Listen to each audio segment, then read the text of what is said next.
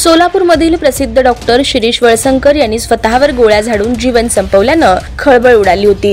एवढ्या मोठ्या डॉक्टरनं अशा प्रकारे टोकाचं पाऊल उचलत जीवन संपवल्यानं या घटनेबाबत वेगवेगळे तर्कवितर्क लढवले जात आहेत। तसेच या प्रकरणाच्या तपासातून रोज नवनवीन माहिती समोर येते। दरम्यान डॉक्टर वळसंकर यांनी ज्या दिवशी जीवन संपवलं त्या दिवशी दिवसभरात डॉक्टरांच्या मोबाईलवर सुमारे 27 फोन आले होते। तर डॉक्टरांनी जीवन संपवण्यापूर्वी रात्री 8 वाजल्यानंतर 4 जणांना फोन केला होता अशी माहिती सूत्रांकडून प्राप्त झाली आहे।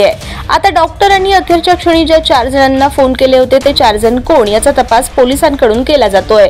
दरम्यान डॉक्टरांनी जिथे जीवन संपवलं त्या घटनास्थळावरून पोलिसांनी डॉक्टरांच्या रक्ताचे डाग असलेले कपडे, टॉवेल, नॅपकिन, जिवंत काडतुसं, उडलेल्या 19 सिगारेट, बुलेटमधील शिसे, बुलेटच्या वरील आवरण, पिस्टल फॉरेन्सिक लॅबकडे पाठवलेत। त्या रिपोर्टवरही बऱ्याच गोष्टी अवलंबून आहेत असंही सूत्रांचं म्हणणं आहे। त्याशिवाय डॉक्टरांच्या बेडरूममधून 70,000 रुपयांच्या काळ्या रंगाचा मोबाईल, ग्रे कलरचा 60,000चा दुसरा मोबाईल, एक पेनड्राईव्ह, डॉक्टरांच्या नावे असलेला शस्त्र परवाना, याशिवाय मनीषाने डॉक्टर अश्विन, डॉक्टर शिरीष वळसंकर, साक्षीदार डॉक्टर उमा वळसंकर यांना पाठवलेल्या ईमेलची छायांकित प्रत जप्त केली आहे। या अनुषंगाने सध्या तपास सुरू असल्याचं सूत्रांनी सांगितलं।